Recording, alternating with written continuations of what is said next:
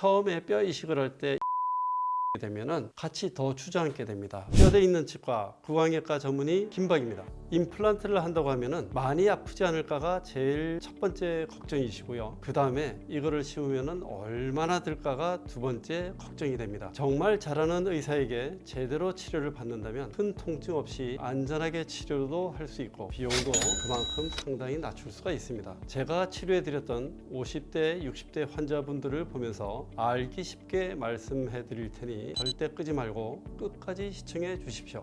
첫 번째 환자분입니다. 60대 환자분으로 아래 윗니 틀니를 사용 중이셨고 아래 틀니가 불편하셔서 내원을 하셨습니다. 틀니를 오랫동안 사용하고 계셨기 때문에 아래쪽 치조골이 많이 흡수가 되어 있었고 앞니는 그런 대로 남아 있었습니다. 간단히 치료를 하기 위해 위쪽 틀니는 그대로 사용을 하고 아래쪽만 치료를 하기로 했으며 아래쪽 JLDHR는 없어도 저작에 큰 문제가 없을 거라 사료되어 JLDHR는 임플란트 식립을 하지 않기로 했습니다. 앞니 부위는 브릿지를 제작을 하였고 어금니 부위는 임플란트를 심는데 이 환자 같은 경우에도 임플란트가 간신히 들어갈 정도의 폭경만 있었기 때문에 세심한 수술이 필요했습니다. 수술을 하고 난 다음에는 기존에 사용하던 아래 틀니를 변형을 해서 수술이 끝나고 보철이 들어가기 전까지 사용을 할 수 있게 하였습니다. 두 번째 환자입니다. 초진 시에 큰 어금니 하나가 없었고 뒤쪽 치아가 불편해서 오셨습니다. 엑스레이상 뒤쪽에 있는 치아에 염증이 생겼더라고요. 그래서 CT를 찍어봤더니 안타깝게도 뺨 쪽에 있는 치조골이 모두 없어진 상태였습니다. 이 같은 경우에는 치아를 발치를 해야 되고 뺨 쪽의 뼈가 전체가 없어졌기 때문에 치조골 이식을 하는데 치조골 이식이 매우 어렵습니다. 하지만 본원에서 진료를 하고 있는 CGF 응용 골 이식을 이용을 한다면 뼈 이식을 하고 임플란트를 식립을 할 수가 있습니다.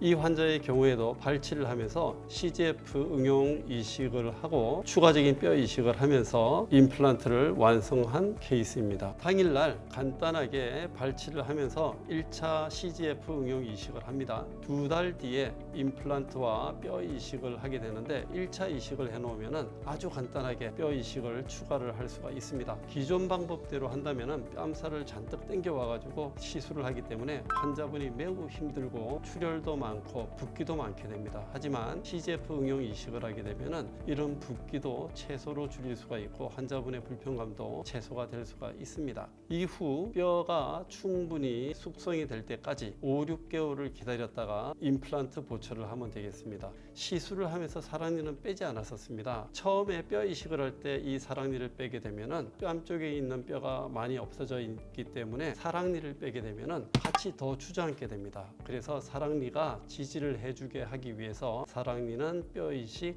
임플란트 모두 끝난 다음에 발치를 하게 되었습니다. 이렇게 진료를 하면 뼈 이식의 결과도 훨씬 좋은 결과를 가져오게 됩니다. 세 번째 환자입니다.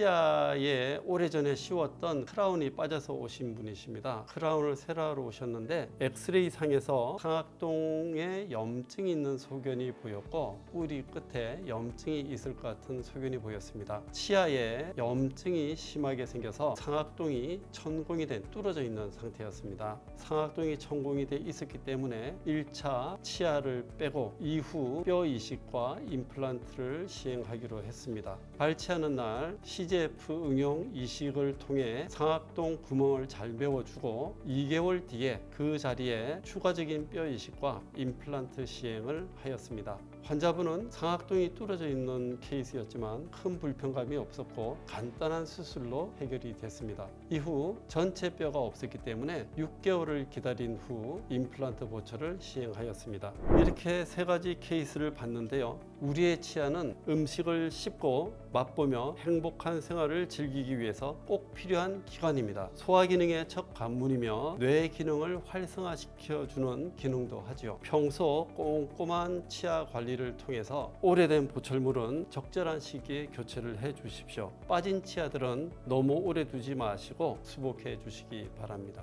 지금까지 뼈대 있는 치과 구강외과 전문의 김박이었습니다. 감사합니다.